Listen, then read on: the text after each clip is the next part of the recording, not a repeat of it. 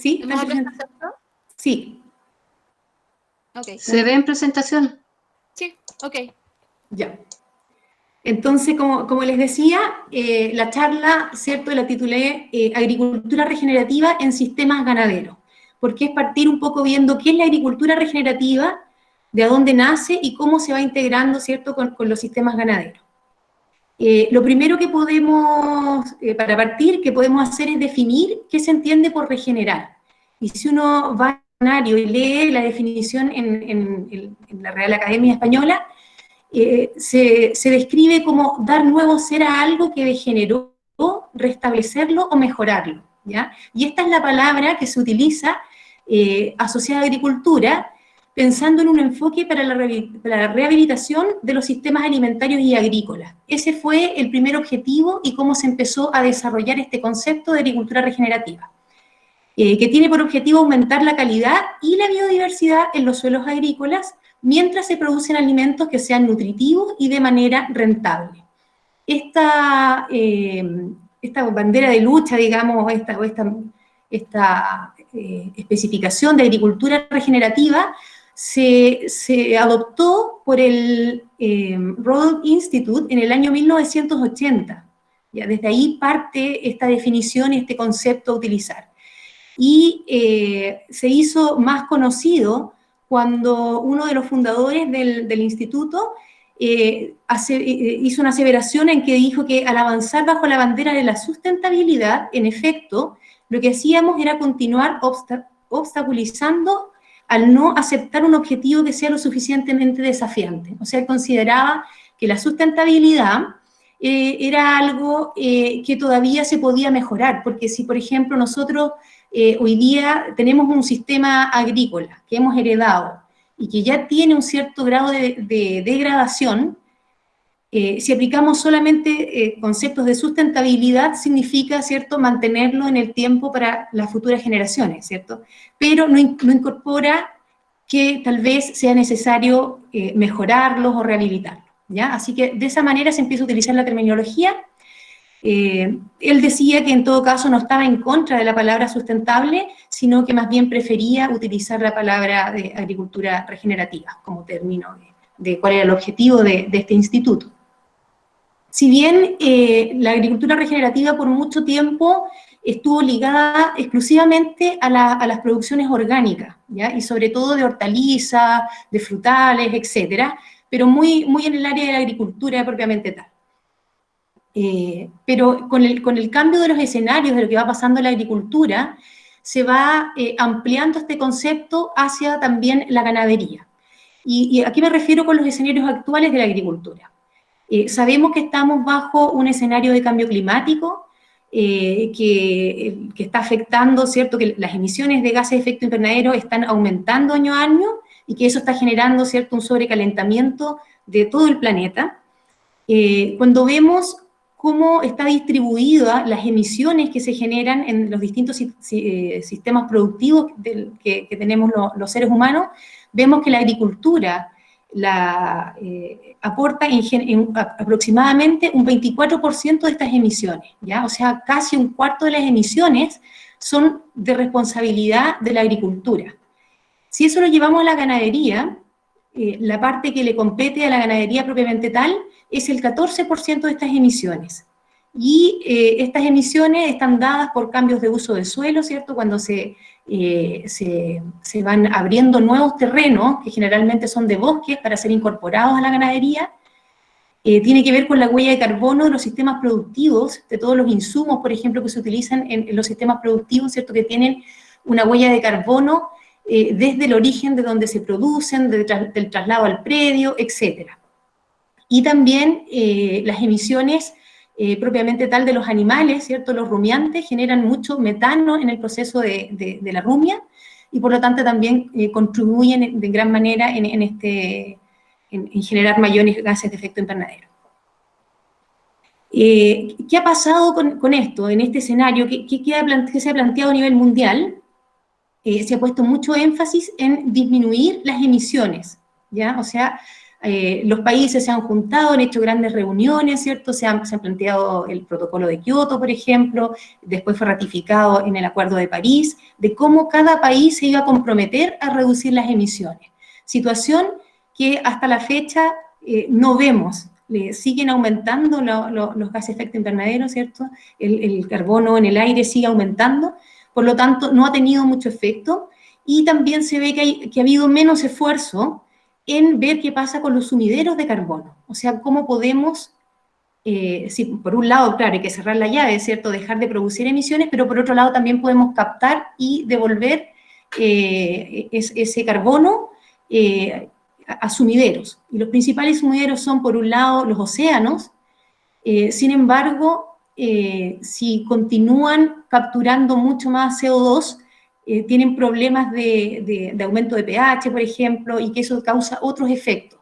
Por lo tanto, lo que se plantea en la agricultura regenerativa es utilizar los pastizales y la tierra en general para captar carbono, o sea, a través de las plantas y los procesos de fotosíntesis, captar carbono del aire y ponerlo en el suelo, ¿ya?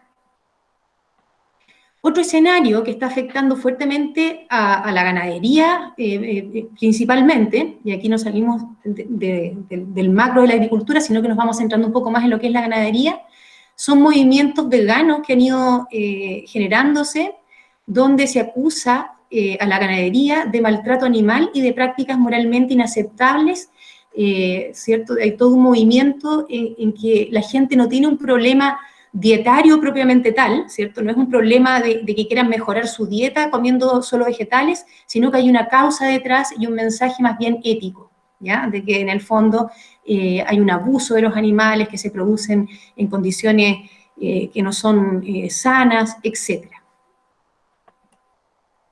Y otra cosa que vemos que ha ido cambiando es también los consumidores, las preferencias de los consumidores por productos que sean más inocuos y de mayor calidad nutricional en general. Ahora que estamos en tiempo de pandemia, esto se ha visto, yo creo que exacerbado.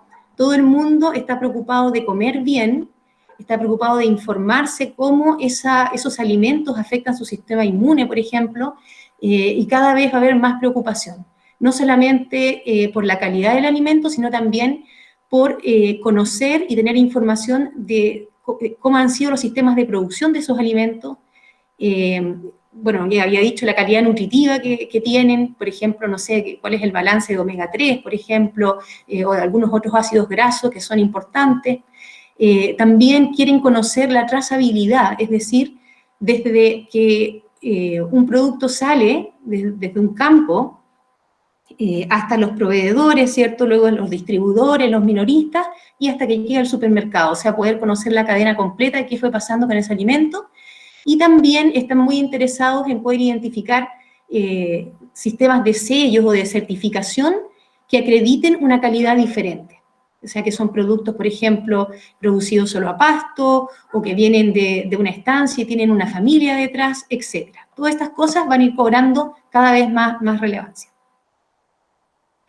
Bueno, cuando hablamos de sistemas ganaderos, tenemos dos variables. Una es la productividad, ¿cierto? Tenemos sistemas ganaderos que pueden ser de muy baja productividad versus sistemas ganaderos de una mayor productividad. Y también, por otro lado, tenemos los niveles de insumo que se utilizan para alcanzar diferentes productividades. Pueden ser con bajo insumo o con alto insumo, ¿cierto? O sea, si uno se centra aquí donde está la crucecita, ¿cierto? Donde tenemos un sistema ganadero de bajos insumos, perdón, de baja productividad, pero de altos insumos, esto en realidad no debería existir, ¿no? O sea, en el fondo estaríamos subsidiando algo que no tiene ningún beneficio económico, por lo tanto estaría fuera del sistema. Por lo tanto, aparece ahí con la crucecita.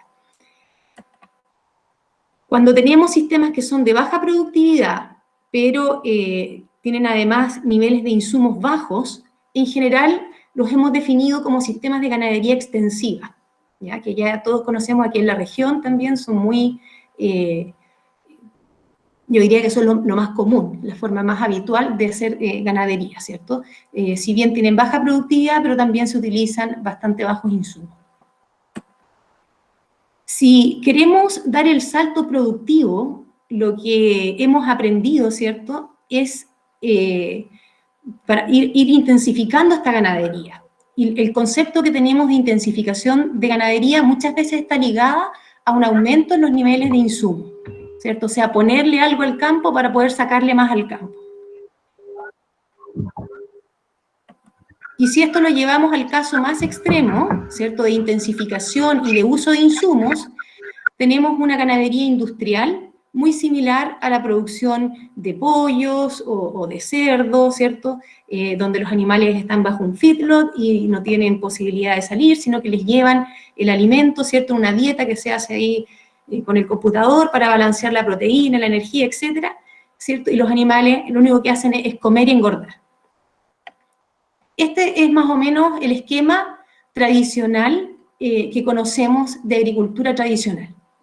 ¿Qué pasa cuando hablamos de agricultura regenerativa o de ganadería regenerativa?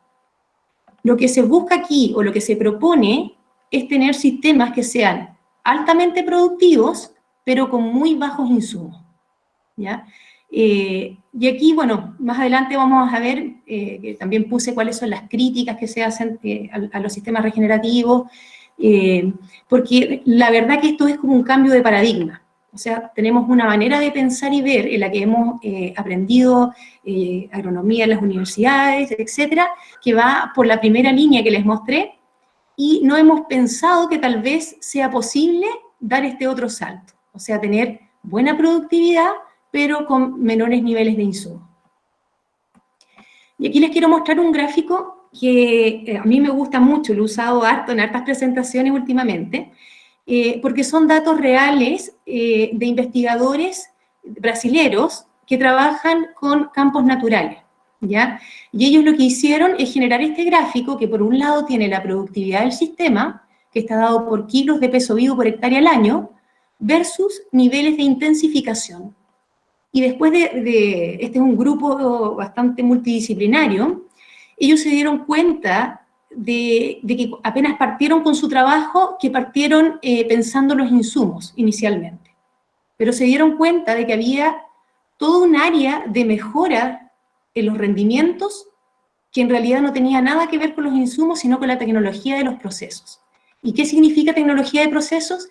Significa ir ajustando cosas que permitan, solamente con manejo, que permita que se produzcan algunos procesos biológicos o naturales, que fluyan mejor los ciclos de los nutrientes, del agua, etc. ¿Ya? Y ellos diseñaron este gráfico donde veían que de un manejo tradicional, que les permitía tener una carga de 60 kilos de peso vivo por hectárea, podían pasar a 140 kilos solo ajustando la carga, luego realizando ya más apotrenamientos y manipulación de estructura, ¿cierto?, predial, podían aumentar aún más, de 240 kilos de peso vivo por hectárea, y finalmente dando mayor énfasis a los grupos funcionales, o sea, cómo ir utilizando grupos de gramíneas, de leguminosas, cómo ir mejorando la presencia de estos grupos funcionales en las praderas, podían aumentar hasta llegar a un límite del sistema en base al campo nativo, que lo llamaron. Y de ahí hacia adelante, por supuesto que también el uso de insumos va a permitir continuar con aumentos de producción. Sin embargo, si nosotros vemos aquí esta línea azul, estos son los servicios ecosistémicos. ¿Y qué son los servicios ecosistémicos? Es todo lo que la naturaleza le provee al hombre, pero sin un costo directo, como por ejemplo el agua limpia, los paisajes bonitos, mejoras en el ciclo del agua, mejoras, captación de carbono, etc. Entonces, a medida que se empieza a utilizar insumos, estos servicios ecosistémicos, que son gratuitos y que son necesarios para la humanidad, comienzan a disminuir. Entonces, ¿qué promueve la agricultura regenerativa en los sistemas ganaderos? Todas las prácticas que contribuyan a generar suelo y construir fertilidad natural. Eso quiere decir, ¿por qué generar suelo? ¿Cómo puede generar suelo? Bueno, a través de procesos, ¿cierto?, de descomposición de material vegetal que es parte de la planta, pero que queda ahí remanente después de un pastoreo, por ejemplo, y que va mezclado, ¿cierto?, con las bostas, con la orina, y eso va generando suelo.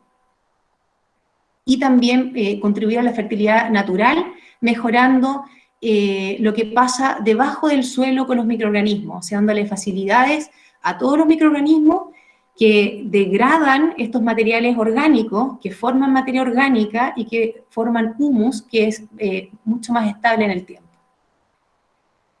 También las prácticas que contribuyan a mejorar el ciclo del agua, principalmente a mejorar la infiltración.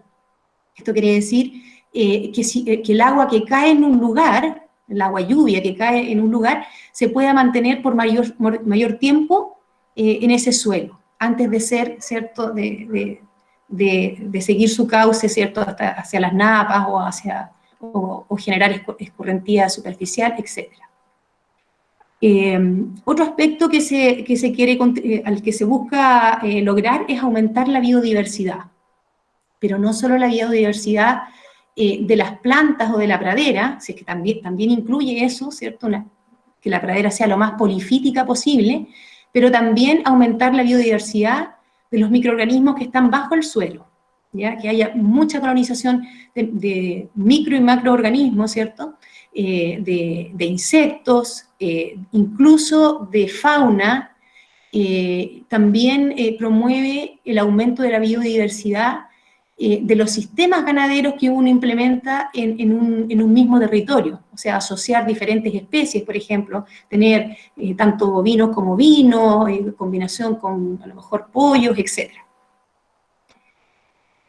Otra de las contribuciones que busca es aumentar la resiliencia de los ecosistemas al cambio climático, ¿ya? ¿Y cómo aumenta esta resiliencia?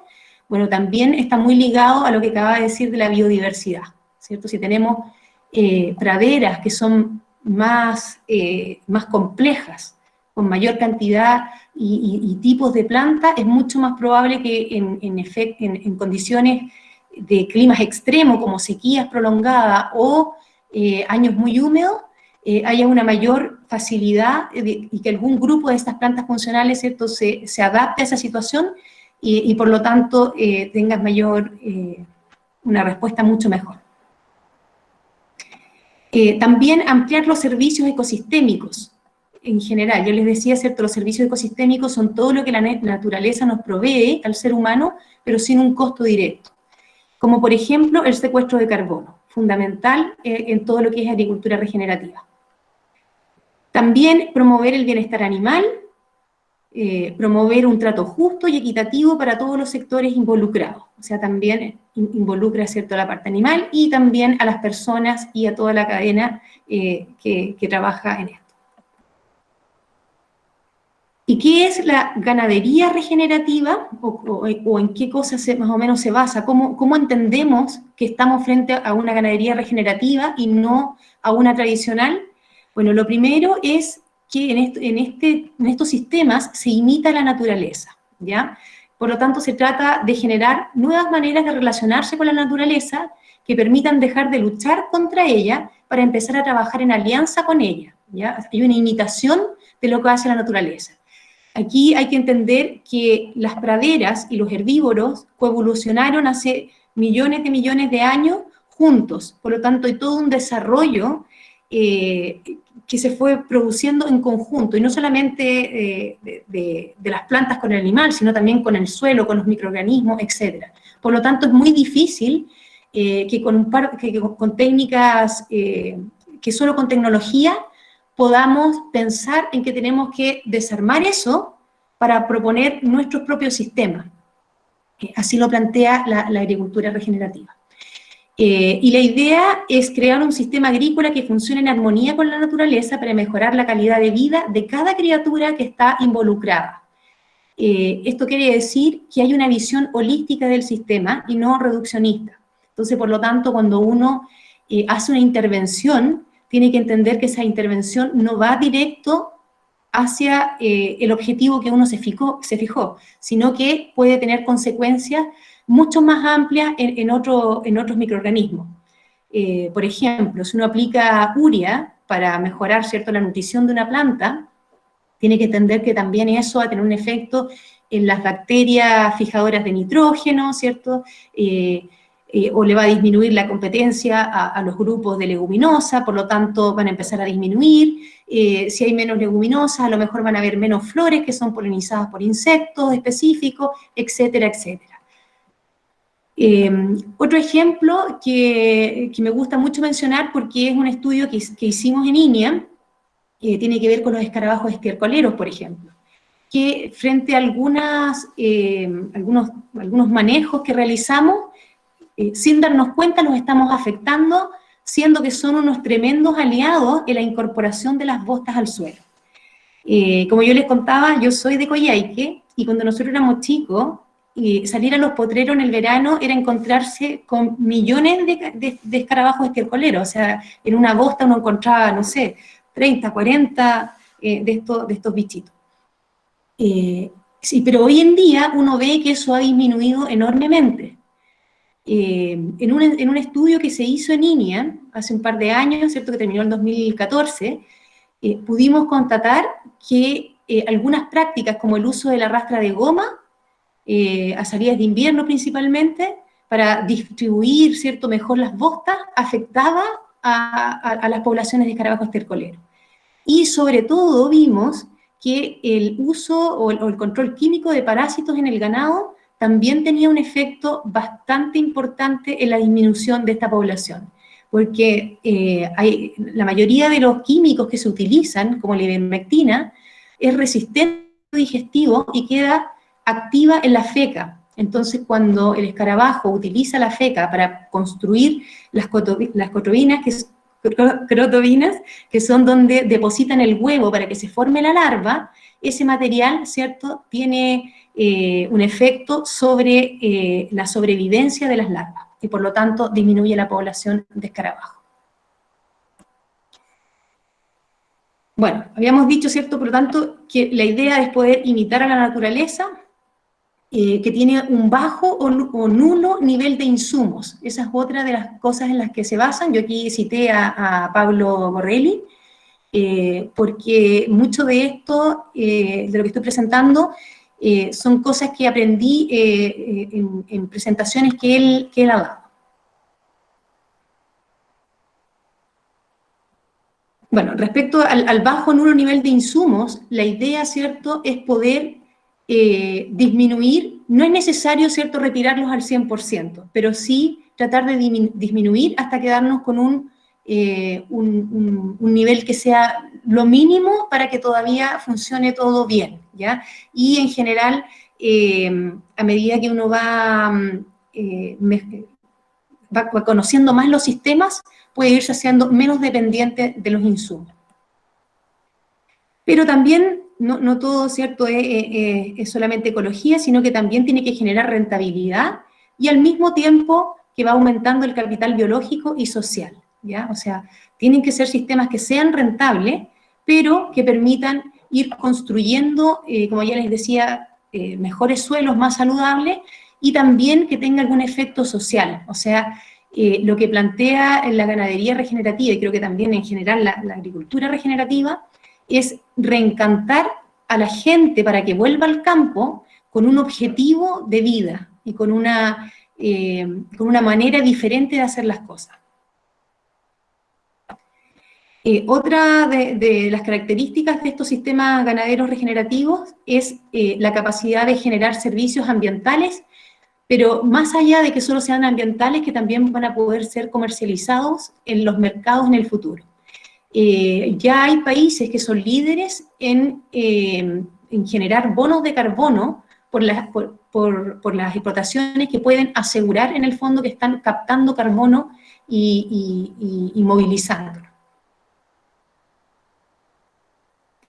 Otra característica es que produzca productos diferenciables, ¿ya? En el caso de la ganadería, se hablan de productos en base a pasto, ¿cierto? Los típicos grass beef, y también que haya asociado a un bienestar animal. Respecto a los principios de la ganadería regenerativa, lo que se busca es promover a las especies perennes, que pueden ser nativas del lugar o exóticas. Con exóticas nos referimos, por ejemplo, a todas las que son naturalizadas, que entendemos que son gran parte, ¿cierto?, de nuestras praderas están compuestas por especies que en algún momento se trajeron la semilla, pero encontraron condiciones óptimas para poder prosperar en forma independiente, ¿cierto? Entonces, si bien son exóticas, se han ido naturalizando y hoy día están presentes en nuestro ecosistema. Y promover la mayor biodiversidad posible, como ya les decía, en el sentido más amplio de la palabra biodiversidad. Por otra parte, también uno de los principios es promover suelos biológicamente activos, o sea, que haya muchas bacterias, que haya muchos hongos, que haya muchos insectos, muchos gusanos, lombrices, ¿cierto?, trabajando en los suelos para poder generar los nutrientes que necesitan las plantas. O sea, no depender tanto de los insumos, ¿cierto?, sino generar estas condiciones, porque finalmente estos microorganismos del suelo son los que nos van a permitir una mejor fertilidad.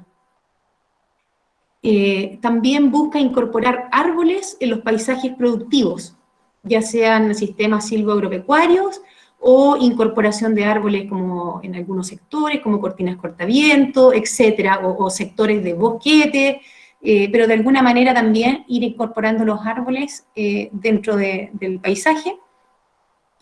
Y otra de los principios fundamentales es hacer funcionar en pleno la bomba de carbono. Y aquí otra vez cito a don Pablo Borrelli, porque él explica muy bien a qué se refiere con esta bomba de carbono, que tiene que ver con que él explica que en la naturaleza la fotosíntesis o esta bomba de carbono funciona como una bomba de dos tiempos, donde hay un periodo de carga de carbono, que es cuando las plantas crecen, ¿ya? O sea, una planta tiene una cierta capacidad de crecer y de ir almacenando carbono, pero llega un punto de madurez en que ya no puede seguir creciendo, ¿cierto? Cuando ya ha madurado, esa planta ya no va a continuar creciendo.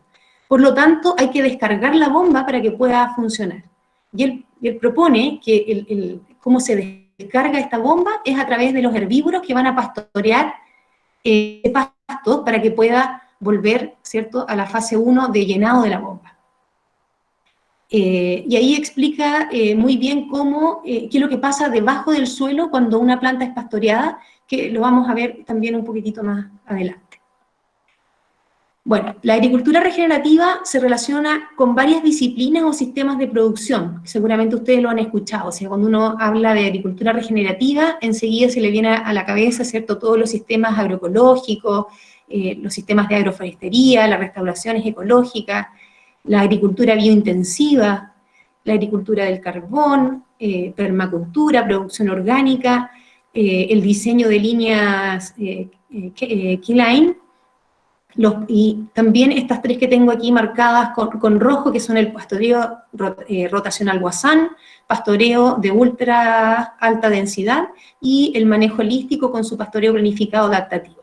Cuando hablamos de ganadería, yo puse en el círculo estos porque son los que realmente se pueden utilizar. O sea, cada vez que nosotros hablamos de ganadería regenerativa, tenemos sí o sí que pensar en un sistema de pastoreo que está asociado a esa ganadería regenerativa. Uno podría incluir de las otras disciplinas también, pero el fuerte está en el sistema de pastoreo. Entonces, esta es una herramienta para nosotros, ¿cierto? Para poder generar sistemas regenerativos hay que pensar en el manejo del pastoreo como una herramienta y que busca aumentar la eficiencia en la captura de los recursos, principalmente carbono, agua y otros nutrientes, que busca también maximizar el crecimiento y la utilización de forrajes de alta calidad para el consumo animal, controlar la selectividad. Esto es fundamental para evitar procesos de degradación de las praderas. Y mantener las praderas vigorosas, que sean persistentes y que sean estables en el largo plazo, ¿ya? Esta es una visión que no es exclusiva de los sistemas regenerativos. En cualquier sistema en base a pastoreo, ¿cierto?, también se cumplen estos principios. Las diferencias están en los criterios de manejo que muchas veces se utilizan para realizar los pastoreos. En la agricultura tradicional, lo que nosotros hemos aprendido, ¿cierto?, son estas dos curvitas que son clave para el manejo del pastoreo. Por un lado tenemos la curva de crecimiento, donde parte una planta, ¿cierto?, que está pensando en una planta perenne que viene saliendo del invierno, por ejemplo, está ahí bastante consumida, ¿cierto?, y a medida que mejora la temperatura, esa plantita empieza a crecer, hasta que llega a su pic de tasas de crecimiento, y luego ya no puede crecer más, ¿cierto?, porque ya viene la etapa de maduración de esa planta donde se detiene el crecimiento.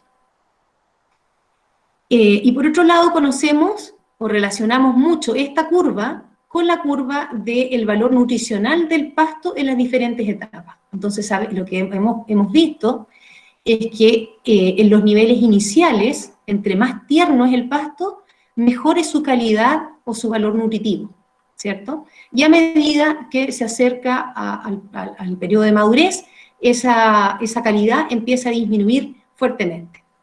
Por lo tanto, lo que se busca para maximizar la calidad es poder encontrar el momento óptimo de cosecha entre estas dos curvas, ¿sí? Y eso en general, uno se queda muchas veces con eso para manejar los sistemas de pastoreo. Sin embargo, lo que a veces dejamos de lado es que para tener un sistema de pastoreo que funcione necesitamos plantas que sean saludables.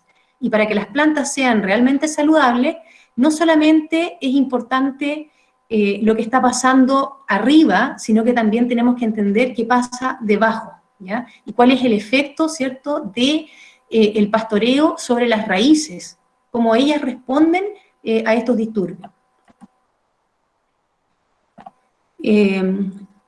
Aquí solamente un ejemplo de lo que pasaría con una planta cuando es pastoreada, ¿cierto? Si tenemos una planta lista para ser pastoreada, ya con un buen desarrollo, tenemos que pensar que más o menos la producción aérea es más o menos una relación 1 a 1 con la producción radicular, ¿ya? O sea, si una pradera me está produciendo 5.000 o 6.000 toneladas de materia seca, probablemente las raíces también están en el orden de esa producción.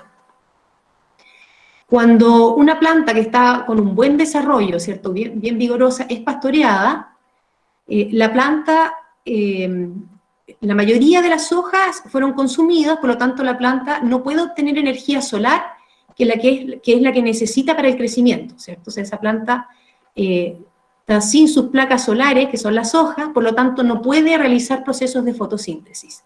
Como no puede realizar esos procesos, entre el día 1 y 5 la planta va a sacrificar raíces que por un lado, por dos cosas. Por un lado, para movilizar la energía que necesita para crecer, ¿cierto? Necesita tomar energía, carbohidratos de reserva que tiene en las raíces, para que le...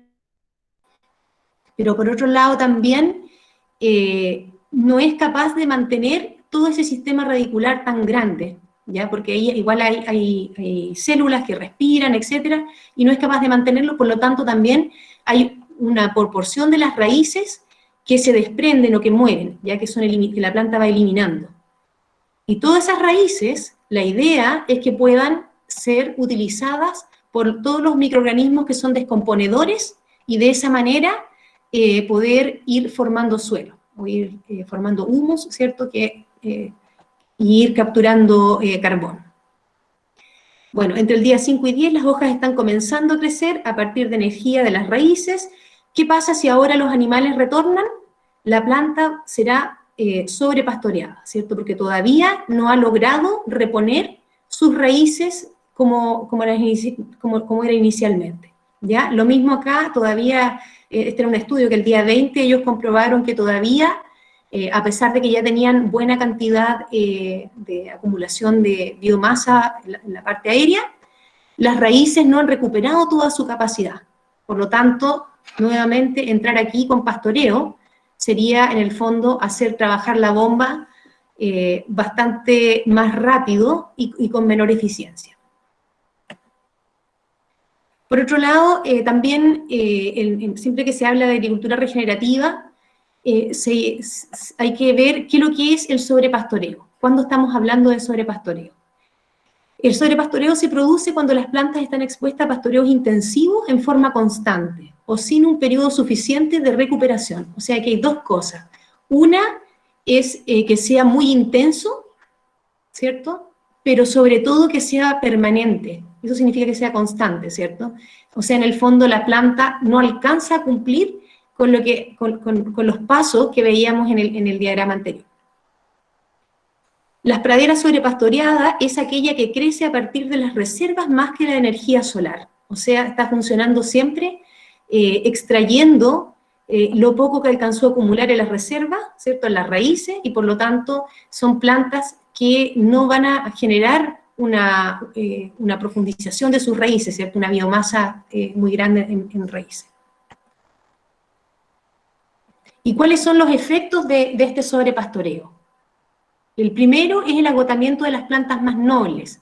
En general, todas las plantas más palatables o de mejor calidad para los animales tienen un metabolismo más rápido, ¿ya? Son plantas que, en el fondo, estando en las condiciones, tratan de rebrotar muy rápidamente, comparado con las malezas, por ejemplo. Las malezas, todo lo contrario, son más bien oportunistas. Cuando ven un espacio, cuando nadie compite con ellas, ahí empiezan a prosperar. Por lo tanto, lo primero que se hace es agotar a estas plantas, ya que empiezan a crecer constantemente desde las raíces, y por lo tanto, se generan condiciones favorables para las malezas, obviamente, por falta de competencia. En general, hay una degradación de la pradera. Los rendimientos van a ser bajos, hay riesgo de que se genere suelo desnudo, y aquí esto es bastante grave porque cuando se genera suelo desnudo, estamos ante un peligro eminente de erosión, o sea, de pérdida de ese suelo. Pero también hay un concepto que es el subpastoreo, y que es el no aprovechamiento del forraje en el momento óptimo de utilización, ¿ya? O sea, es cuando tú ingresas a un potrero después del óptimo, o sea, cuando esa planta ya alcanzó hace rato su nivel en que no podía crecer más, por lo tanto, ya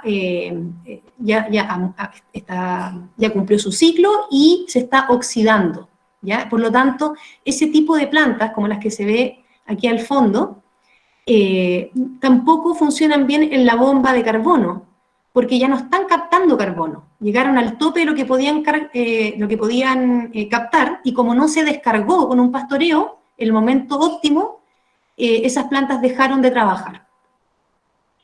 ¿Qué generan el subpastoreo? Se genera por una baja densidad de animales, una poca presión.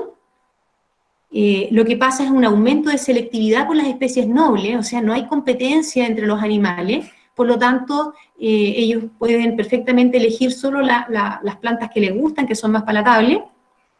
Posibilidad de colonización de arbustos, por ejemplo, porque hay espacios abiertos, ¿cierto?, donde los animales no tocan, y bueno, ahí empiezan primero a crecer matorrales, ¿cierto?, después se empieza a tapar nuevamente con bosque.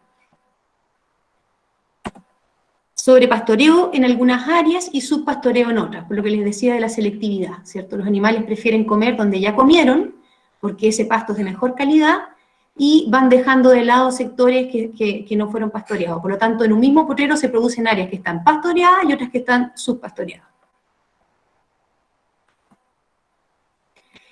Bueno, entonces, ¿para qué controlar la superficie y los tiempos de pastoreo y de rezago?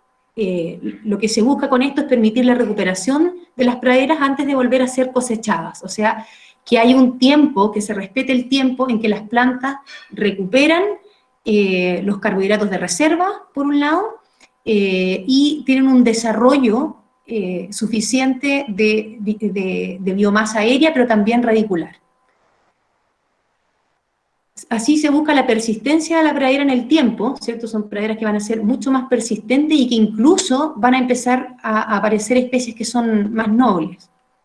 Se busca evitar y revertir la degradación de la pradera, cubrir la demanda nutricional de los animales, por supuesto, eficiencia en la cosecha de material vegetal a través de los animales en pastoreo, o sea, también ser más eficiente en la forma de cosecha, o sea, el hecho de apotrerar y hacer que los animales pastoreen más juntos, les da menos posibilidad de ser selectivos.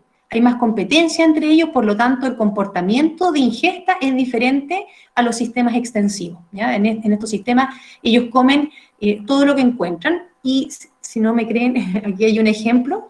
Esta es una romaza, en que en un sistema intensivo uno obliga a los animales también a pastorear este tipo de malezas.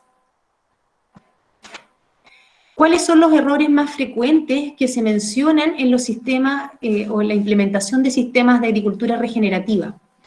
Estuve leyendo bastante para poder ver qué era lo que más se señalaba, y a mi parecer lo que se indica es que muchas veces se empieza sin un objetivo o una planeación clara de cómo se quiere llevar a cabo este proceso, ¿ya?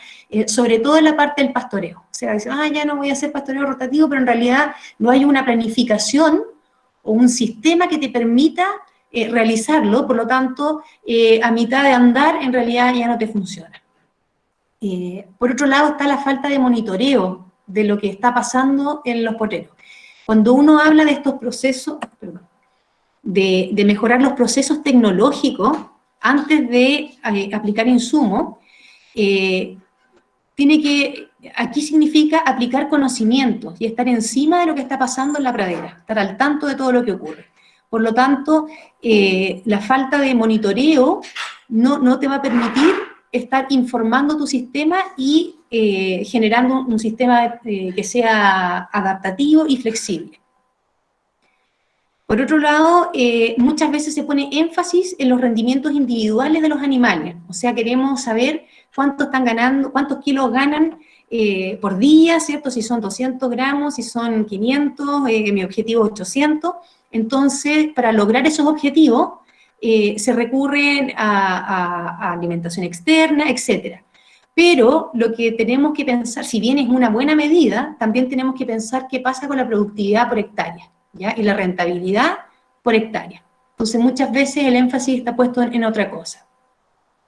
Y por último, yo creo que el más importante, el riesgo de muerte por entusiasmo. Lo encontré escrito de esta manera. ¿Y a qué se refiere esto? Que cuando se manejan altas cargas animales, por supuesto que aumentan los riesgos de alimentación, de agua, etc. Por lo tanto, se mencionaba como riesgo de muertes por entusiasmo cuando te parece que el sistema está funcionando extremadamente bien, por lo tanto generas un exceso de carga. Te parece que tienes suficiente pasto y por lo tanto aumentas tu carga en forma no controlada. O otro problema es no respetar los tiempos de reposo, principalmente los inviernos, ¿ya? El tiempo de reposo es fundamental en el diseño de estos sistemas. Entonces, en el fondo uno empieza a ir más rápido o a dejar potreros con menos días de rezago, no se va a generar el efecto esperado y por lo tanto podrías quedarte sin comida antes. ¿Cuáles son las... Disculpa, 5 minutos. Ya, voy a apurarme un poquito entonces. Chuta, me falta harto, pero bueno, vamos a repasar, pasar algunas cosas nomás. ¿Cuáles son las principales críticas que se han hecho a estos sistemas? Bueno, por un lado, se plantea que los supuestos beneficios de la ganadería regenerativa pueden ser exagerados o carecer de respaldo científico. O sea, muchas veces el discurso tal vez ha sido un poco demasiado entusiasta en la forma de proponer, ¿cierto? Dice, no, puedes doblar, triplicar tu carga animal. Los científicos dicen que hay muy poco respaldo en publicaciones, etc. Respecto a esto, ¿qué dicen los defensores del sistema? Que bueno, que hay una tremenda dificultad por parte de los productores para publicar sus resultados en revistas científicas, por supuesto. Ellos están abocados, ¿cierto?, a la producción, no a las publicaciones. Y además, cuando se quieren hacer ensayos para comprobar estos sistemas, la ciencia tiende a ser reduccionista. Eso quiere decir que simplificamos un sistema para poder aislar una variable y poder, ¿cierto?, esa variable estudiarla. Pero que en estos sistemas no funciona así, ¿cierto?, porque tienen una visión más holística o integral. Ya, bueno, algunas afirmaciones sobre el pastoreo holístico no concuerdan con el conocimiento científico. Otra crítica que encontré también bastante repetida. Dice, por ejemplo, las causas de la degradación de la tierra o la relación entre el ganado y la concentración atmosférica de carbono, ¿ya? Donde se plantea que el potencial total de almacenamiento de carbono en las pasturas por lo general no excede el 0,8 toneladas de carbono por hectárea al año, o 27.000 toneladas de carbono a nivel mundial, ¿ya? O sea, sería como lo máximo que se podría capturar. Y eso sería aún considerando un supuesto bastante optimista. Y con estas 27 millones de toneladas de carbono, esto correspondería a menos del 5% de las emisiones de carbono que existen desde el comienzo de la revolución industrial. Entonces, afirmaciones como que podemos retroceder hasta llegar a niveles de secuestro de carbono, con este secuestro de carbono, en el fondo, poder disminuir el carbono del aire para llegar a una etapa preindustrial, la verdad que no se cumpliría. Después hay otros críticos, aquí cito un ejemplo que es bastante nuevo, es de ahora del 30 de junio del 2020, ¿cierto? Un científico de la Universidad de Lincoln, que estuvo acá en Aysén, ¿cierto? Fue invitado por nosotros, que él es experto en el tema de alfalfa, también se opone, pero su principal crítica es que suena como muy bonito el tema regenerativo, pero que hay muy pocos estudios en general y aspectos que lo respalden. En el contexto nacional, bueno, también han habido controversias, han habido, por ejemplo, un paper que fue publicado por Civil, en el que él hace una crítica o una respuesta a otro documento que había sido generado por un científico norteamericano, que es Richard Tick, ¿cierto? Donde no les gusta, ¿cierto? Y dice, si está realmente el manejo holístico salvando a las praderas de la Patagonia de la degradación, ¿ya? Entonces, lo que ellos critican es que no había evidencia sobre que el pastoreo continuo moderado promueva la degradación de los pastizales de la Patagonia. O sea, lo primero que sienten es que en el fondo no es Richard Tick afirmaba que había una degradación constante en las pastizales de la Patagonia y ellos dicen que no hay evidencia de eso. Y luego dicen que la capacidad de pastoreo holístico planificado para frenar la degradación y además para promover la recuperación de los pastizales en otras regiones carece de evidencia. O sea, nuevamente se hace énfasis en la falta de evidencia científica. Bueno, también se mencionan los niveles de riesgo asociados con este sistema de manejo que parece ser extremadamente alto y que al menos se reportó en la región de Magallanes una situación que significó bastante mortandad. Sin embargo, a través de los años también hay testimonios que están desde el otro lado, ¿cierto? De la otra mirada, más bien positiva, como por ejemplo, esto también una publicación que salió en una revista de GTT, donde un productor considera que él ha ido teniendo aumentos significativos en su producción, utilizando manejo rotativo Wasan asociado con manejo holístico. Bueno, este es un estudio también que hizo un colega INEA, donde está utilizando unas metodologías MARA para evaluar qué pasa con pastizales también de la zona de estepa en Punta Arenas, y ya notó algunas diferencias, algunas en favor del pastoreo holístico, y otras en favor del pastoreo tradicional. En general, él pudo comprobar que el pastoreo holístico incrementó significativamente especies que son exóticas y más palatables, con menor presencia de malezas, como la pilosela y el milenrama. En el contexto nacional también, este es un estudio reciente hecho en la Universidad Austral, en Valdivia, por una tesista, un magíster, donde también comparó un sistema tradicional de pastoreo, que lo llamó frecuencia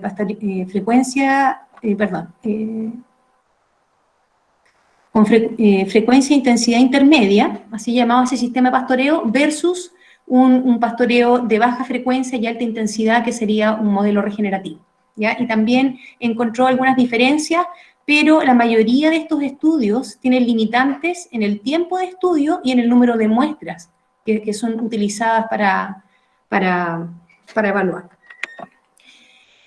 Bueno, si vemos algunas otras propuestas, como la serie de estudios para la innovación del FIA, que es un estudio prospectivo de la industria de la carne ovina y bovina en Chile, pensando al 2030, en que se plantean los principales desafíos tecnológicos para mejorar la competitividad. Cuando se refiere a estas regiones, se realza la necesidad de utilizar sistemas que sean como, por ejemplo, la cero labranza o la labranza de conservación, ¿cierto? Que es la cero labranza, u otras prácticas más bien conservativas del suelo, y también manejos regenerativos como la agroecología, el manejo holístico y la permacultura. Esa también es parte de la propuesta, ¿cierto?, desde el FIA. Respecto a qué está pasando a nivel regional, contarles que hoy en día existen 3 predios que están usando agricultura regenerativa a través de manejo holístico, que ya se han dado varios cursos y hay mucho interés por esta temática. Además existe un proyecto en Cochrane que está financiado por una ONG que también está buscando que al menos 20 productores, ¿cierto?, puedan transformarse a agricultura regenerativa. Esta fotografía corresponde al Fondo Panguilemu. Este es otro predio de los que les contaba, está ubicado en Lago Frío. El primero es una zona de transición intermedia, o hasta transición intermedia húmeda. Este es zona intermedia, y este es otro sistema donde ustedes pueden ver aquí la comparación en una zona de estepa, ¿cierto? A mano derecha está el predio que es regenerativo, y a mano izquierda de agricultura extensiva. Bueno, ¿cómo podemos comprobar esto, si existe o no regeneración? Hay una propuesta que viene del Savory Institute de poder ir evaluando algunos indicadores para poder, ¿cierto?, establecer si efectivamente es ganadería regenerativa o no lo es. Entre ellos incluye medir cobertura, o sea, que exista cobertura completa del suelo con dominancia de especies perennes. O sea, tiene que haber un crecimiento en este sentido. Aumento de la tasa de infiltración de los suelos, un aumento de la biodiversidad, un aumento de la productividad primaria y también un aumento del secuestro de carbono.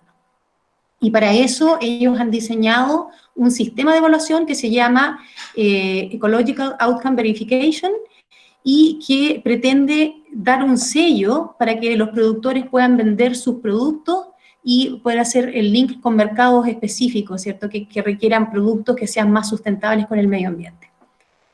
Bueno, esta metodología propone 2 formas de monitoreo. Hay un monitoreo que se hace a largo plazo, que es una evaluación cada 5 años, donde se hace un registro fotográfico, se hacen transectas para medir la cobertura y el tipo de vegetación y salud de los pastizales, se hacen pruebas de infiltración de agua en el suelo, se evalúa el carbono del suelo, ¿cierto?, para ir determinando si hay secuestro o no. También hay algunos índices de biología, y toda esta información se procesa y se sube a una plataforma que es la que tiene relación con el programa Land to Market.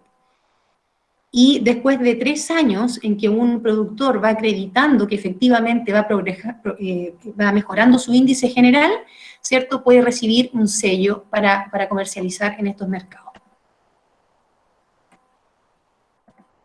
Esa es solamente la metodología de largo plazo. Bueno, conclusiones y desafíos para los productores respecto a la ganadería regenerativa. Está claro que permite resolver simultáneamente problemas ambientales, económicos y sociales de la producción ganadera. Por lo tanto, el desafío de las próximas décadas está dado por la presión y el estímulo creciente para producir alimentos que sean más sanos. O sea, vamos a ir sintiendo esta presión, como ya decía al inicio de la presentación, en la introducción, respecto a lo que los mercados van demandando, lo que el consumidor va demandando. También una presión o se va a ver muy bien, ¿cierto?, poder secuestrar carbono del aire en sistemas ganaderos más resilientes, o sea, resilientes y no solamente desde el punto de vista ambiental, ¿cierto?, que resistan mejor en la sequía o los periodos críticos, etcétera, sino también desde un punto de vista económico, porque finalmente al utilizar menos insumos también hay una mayor respuesta, ¿cierto?, a cambios que pueden haber en el mercado. Y el desafío es entender esto a tiempo y estar preparados, en el fondo, para estos cambios que va dando el mercado y hacia dónde apunta la ganadería. Pero también tenemos desafíos bastante grandes y tal vez mayores en la academia, donde tenemos que profundizar en los conocimientos derivados de las tecnologías de los procesos. O sea, hemos trabajado bastante en respuesta a los insumos, pero creo que nos falta también ir entendiendo cómo se comportan nuestras praderas, sobre todo aquí en la Patagonia, ¿cierto?, la región de Aysén, frente a diferentes tipos de pastoreo. Cada cuánto tiempo tenemos que volver a los pastoreos. ¿Qué genera eso? No solamente en las plantas a nivel aéreo, sino también a nivel radicular, etc. Comparar con los sistemas productivos que actualmente se utilizan, ¿cierto?, para poder tener un punto de comparación. Evaluar cómo se integran prácticas que acá tal vez van a seguir siendo necesarias, como la conservación del forraje, la fertilización, si es necesario utilizar productos que tal vez sean más amigables con el medio ambiente, ¿cierto?, en cuanto a fertilizantes, por ejemplo, o algunos fungicidas, etc. Tal vez también ver cuál rol cumplen algunos cultivos forrajeros, entre otros. Otra de los desafíos es establecer los potenciales de crecimiento, si bien puede ser muy rentable para el productor crecer en base a esta tecnología de los procesos. ¿Qué pasa con la ganadería global?, ¿cierto? Esa es una respuesta que también tenemos que saber dar y entender. O sea, y eso pasa por entender cuáles son los potenciales de crecimiento de cada zona en base a tecnología de procesos. También generar información científica que permita avalar o rechazar su aplicación. ¿Cuándo avalamos, cuándo rechazamos? Y esta información científica tiene que ver con diferentes ecosistemas, por ejemplo, si se comportan todos iguales, etc. Y por lo tanto, ir a la vanguardia de los cambios que se van produciendo. Eso, disculpen si me alargué un poquito. Ahora podemos hacer la ronda de preguntas. Gracias, Camila. No, al contrario, porque igual es un tema súper interesante y se ve mostrado en el chat, tenemos varias consultas. Voy a tratar de recoger algunas y las que no alcancemos a responder lo hacemos vía chat. Bueno, partiendo, APO Nuble nos consulta sobre qué manejos prácticos podemos complementar la teoría que ya sabemos. En este sentido nos consulta qué importancia tiene la condición de la pradera y cómo podemos mejorarla. Bueno, yo entiendo tu pregunta como cómo partir en el fondo. Yo creo que acá en la región hemos puesto muy poco cuidado con las praderas y con las rotaciones de potrero. O sea, hay muy poca gente que realmente hace rotaciones de potrero respetando el crecimiento de la planta, alturas de rezago mínimas, que les dé el tiempo suficiente para volver a ingresar.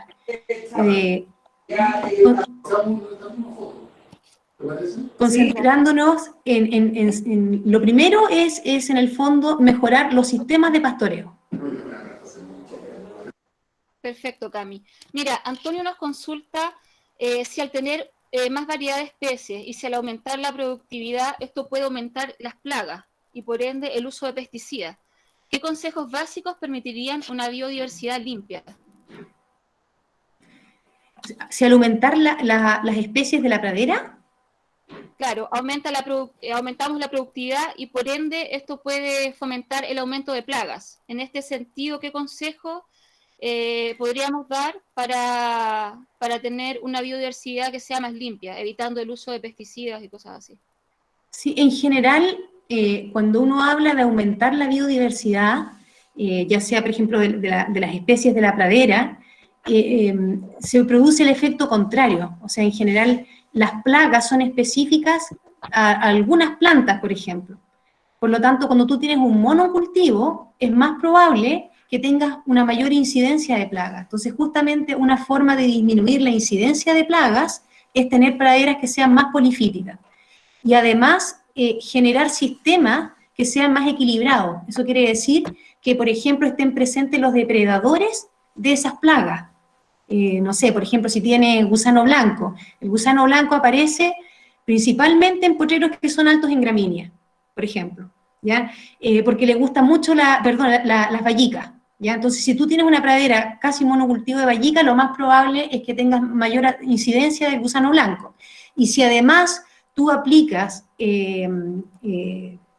fungicidas en el suelo y eliminas los hongos que son patógenos para ese gusano blanco, entonces vas a generar un desbalance, ¿cierto? O sea, ya no tienes la competencia. Y por otro lado, ¿cierto? También tienes que ver qué pasa con los pájaros que andan alrededor, que también se comen los gusanos, etcétera. O sea, la idea es generar mayor biodiversidad y la teoría dice que con mayor biodiversidad hay una menor incidencia de plagas. Gracias, Camila, perfecto. Mira, Daniel Stroh nos consulta si la recuperación de las raíces es igual en todas las especies. ¿Existen diferencias entre gramíneas y leguminosas? Sí, existen diferencias porque los sistemas radiculares son diferentes. Las gramíneas tienen un sistema radicular mucho más rizomatoso en comparación, por ejemplo, a algunas leguminosas que son de raíz más bien pivotante. Pero en general lo que se propone con la agricultura regenerativa es no solamente concentrarse en lo que pasa sobre el suelo, sino también ver qué está pasando bajo el suelo. En el fondo, si efectivamente uno pierde calidad con plantas más maduras, muchas veces eso te está permitiendo generar un sistema radicular mucho más sano, más profundo, capaz de llegar a sacar nutrientes de capas más profundas del suelo, ¿cierto? Conseguir agua también de capas más profundas, etcétera. Por lo tanto, respondería mejor a efectos de sequía o de ese tipo de condiciones. Gracias, Cami. Mira, otra consulta. Juan Pablo nos pregunta, forraje en pie para invierno. ¿Qué opinión tienes? Forraje en pie para el invierno me parece lejos lo mejor. O sea, yo creo que todo productor debería partir por implementar un sistema donde vaya acumulando forraje, pero un forraje de calidad. O sea, aquí no se trata de rezagar la pradera en octubre, por ejemplo, y no verla nunca más, como el sistema tradicional de veranada-invernada, ¿ya? Ese sistema tradicional de veranada-invernada donde los animales salían, no sé, en noviembre para las veranadas, generaba periodos de rezago demasiado largos. Y eso hacía... Espérenme, me salí. Ah, no, acá está. Y eso generaba, es cierto que cuando tú ingresabas con los animales, los pastos estaban sobremaduros, y además perdiste tiempo en que las plantas estuvieron muy maduras, en que no pudieron seguir sus procesos de fotosíntesis, etcétera. Entonces tienes pérdida de producción. La idea es poder llegar a entradas de invierno con una cierta cantidad de forraje acumulado de buena calidad, y empezar todos los primeros meses en que la pradera no crece a comerte esa producción que ha sido acumulada durante el periodo anterior. O sea, por lo menos aquí en la región tenemos todo mayo, todo junio, en que se podría perfectamente estar bajo sistemas pastoriles todavía. No es necesario, ¿cierto?, empezar a suplementar de inmediato, porque la suplementación te genera un aumento de costos muy importante. Gracias, Cami. Mira, tenemos otra consulta que es de Karen Berríos. Nos consulta si para desarrollar la agricultura regenerativa se necesitan grandes superficies para planificar el pastoreo. Esto hablando de engorda o lechería. Yo no, lo primero, como ya les contaba, yo no soy experta en sistema regenerativo, estoy igual iniciando y empezando a conocer estos sistemas, y la idea era compartirlo. Por lo tanto, no tengo antecedentes tan claros de cómo funciona en esos sistemas. Incluso la charla de hoy era pensando en demostrar la necesidad de ir generando mayor información que pueda avalar o no qué pasa en ese tipo de sistemas. Gracias, Cami. Mira, tenemos otra consulta que es de Javier Retamal. Nos pregunta sobre los bonos de carbono en un predio con bosque nativo acá en Chile. ¿Se pueden generar ganancias económicas? Yo entiendo que los bonos de carbono estaban funcionando, no sé ahora, yo entiendo que sí funcionaban con la Corfo, pero no sé en este momento en qué está ese tema específicamente. Sé que para praderas todavía no existe, porque no hay cómo comprobar, o no hay estudios suficientes para comprobar la captura de carbono, pero sí existe en la parte bosques, y entiendo que eso se ve en Corfo, pero no tengo mayores antecedentes de la parte forestal. Gracias, Cami. Estamos aquí, bueno, hartas felicitaciones. Te cuento que tuvimos más de 75 personas conectadas durante toda la charla. En virtud del tiempo, vamos a dejar hasta aquí las preguntas y algunas que quedaron... Ah, no, tenemos tiempo para una más, me señalas. Mira, Daniela Strong nos consulta qué herramientas debes considerar en un manejo y o infraestructura para poder iniciar una ganadería regenerativa. ¿Tienes una estimación de costos para iniciar, ya sea para apotreramientos, aguadas?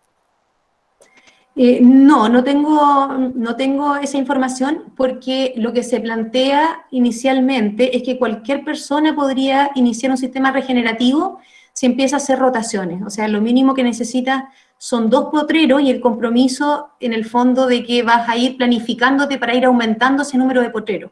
O incluso lo podrías hacer como se hacía antiguamente, con un pastor, ¿ya? Y hay sistemas en algunas otras, no en Chile, pero sí en otras zonas, donde hay un pastor que va moviendo las ovejas para ir generando este proceso de imitación de altas cargas por periodos cortos y sin que los animales retornen en periodo, o sea, en el fondo permitiendo el periodo de recuperación de la pradera. Por lo tanto, no es necesario contar con infraestructura o algo inicial, eso se va desarrollando con el tiempo. Lo primero es aplicar como los conceptos, o sea, es una cosa más de, como digo, de tecnología, de procesos más que de insumos. Y probablemente sí, con el tiempo vas a tener que ir construyendo cercos y apotrerando, pues esa es la idea. Gracias, Cami. Mira, Daniela Leal nos consulta, dice, los microorganismos tienen una gran influencia en la formación de agregados, de los cuales mejora las propiedades físicas del suelo, pero también las químicas y biológicas. ¿Cómo influye el aumento de la carga animal en un potrero en la microbiología? ¿Qué alternativas existen hoy al uso del glifosato previo al establecimiento de una pradera en su etapa de desarrollo, considerando que también repercute negativamente en la microbiología? Ya, bueno, la primera parte de la pregunta de cómo mejorar, ¿cierto?, los microorganismos, cómo permitir, ¿cierto?, que sean más, que estén más presentes, y qué pasa con las altas cargas. Lo que plantea estos sistemas de agricultura regenerativa es que es un beneficio, porque el hecho de que los animales pastoreen todos juntos genera una mayor cantidad, una mayor concentración de orina y bostaje en un momento en una superficie. Por lo tanto, eso genera una explosión, ¿cierto?, de los microorganismos, que luego está acompañado de un periodo de receso bastante prolongado, donde los microorganismos pueden actuar y pueden utilizar ese material. Además, el hecho de pastorear una planta, la planta reacciona, ¿cierto?, con algunos exudados que genera, que son aprovechados por las micorrizas y por otros organismos que están en contacto con las raíces, que son simbiontes, y se genera supuestamente, porque eso es la parte que nosotros en realidad necesitamos ir estudiando, se genera una explosión de microorganismos, o sea, una mayor presencia de estos microorganismos. Y respecto a la segunda parte de la pregunta, de cómo establecer praderas, pero sin uso de glifosato, bueno, hay muchas técnicas, como por ejemplo la cerolabranza, donde en el fondo tú estableces sobre la pradera ya existente. Y después bueno, para poder hacer eso, primero tenés que pastorear en forma muy intensiva la pradera original, ¿cierto?, donde vas a hacer tu regeneración o cerolabranza. Y se me fue un poco la idea, pero la idea es esa en el fondo, y con eso te evitarías el glifosato.